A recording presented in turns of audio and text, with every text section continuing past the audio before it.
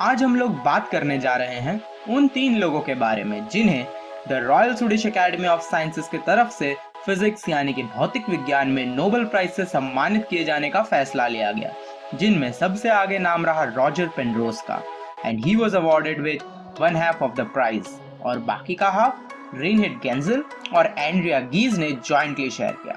पर क्या आप लोग जानते हैं, इन्हें कहा जा रहा है कि one of the most deserving winners है, जबकि हर साल ऐसा नहीं कहा जाता है। तो आखिर इन्होंने ऐसा तो क्या खोज लिया जो इन्हें इतनी तारीफ दी जा रही है, यही जानेंगे हम आज के वीडियो में। तो और देरी ना करते हुए लेट्स रोल द इंट्रो।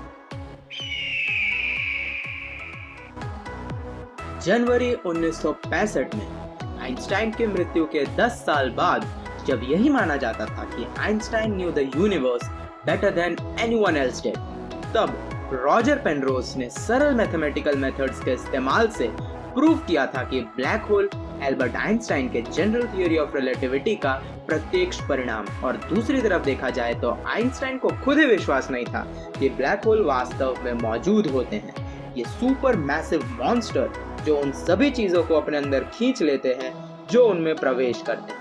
कुछ भी नहीं बच सकता, यहाँ तक कि प्रकाश भी नहीं। रॉजर पेनरोज ने साबित किया था कि ब्लैक होल वास्तव में बन सकते हैं और उनका विस्तार से वर्णन किया उन्होंने। अगर आपको ब्लैक होल के बारे में और जानना हो तो मैं आई बटन में और डिस्क्रिप्शन में उसका लिंक जरूर दे दूंगा। उनके ग्राउंड ब्रेकिंग आर्टिकल को अभी भी आइंस्टाइन के बाद सबसे महत्वपूर्ण योगदान माना जाता है जनरल थ्योरी ऑफ रिलेटिविटी, और इसी के चलते उन्होंने आगे अपने रिसर्च जारी रखी और कई सारे महत्वपूर्ण खोज किए, जैसे कि gravity holds the universe in its grip, cross section of a black hole और भी बहुत कुछ, जिसके कारण उन्हें इस साल नोबेल प्राइज से सम्मानित किया जा रहा है।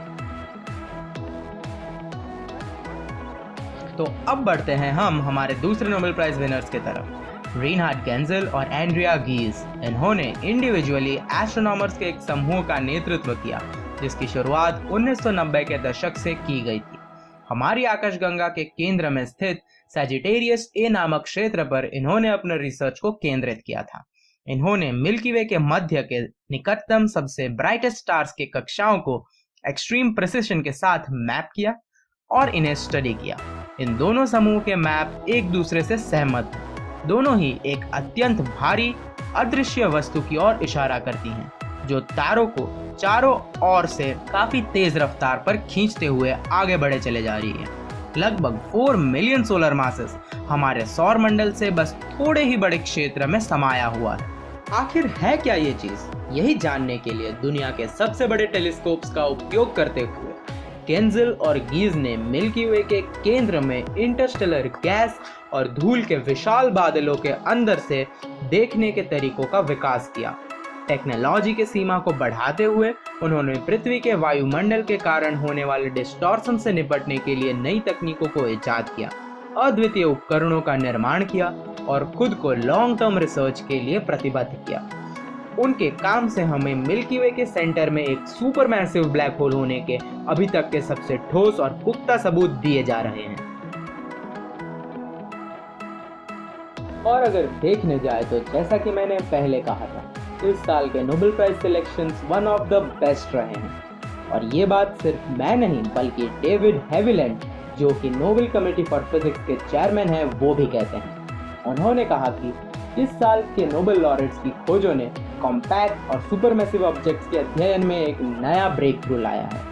लेकिन इन सेलेस्टियल ऑब्जेक्ट्स के बारे में अभी भी कई सवाल हैं जो जवाब के लिए इंतजार कर रहे हैं और भविष्य के अनुसंधानों को प्रेरित करते रहेंगे।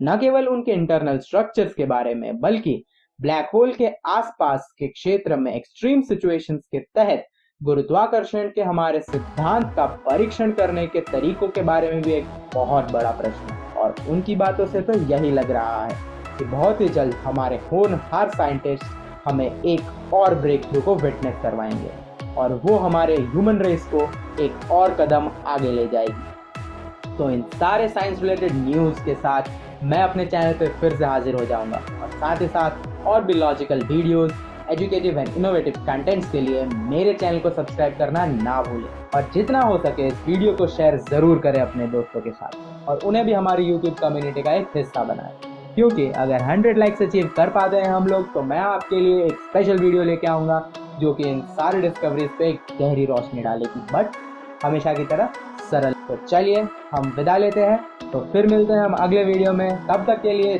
जय हिंद, वंदे मातरम।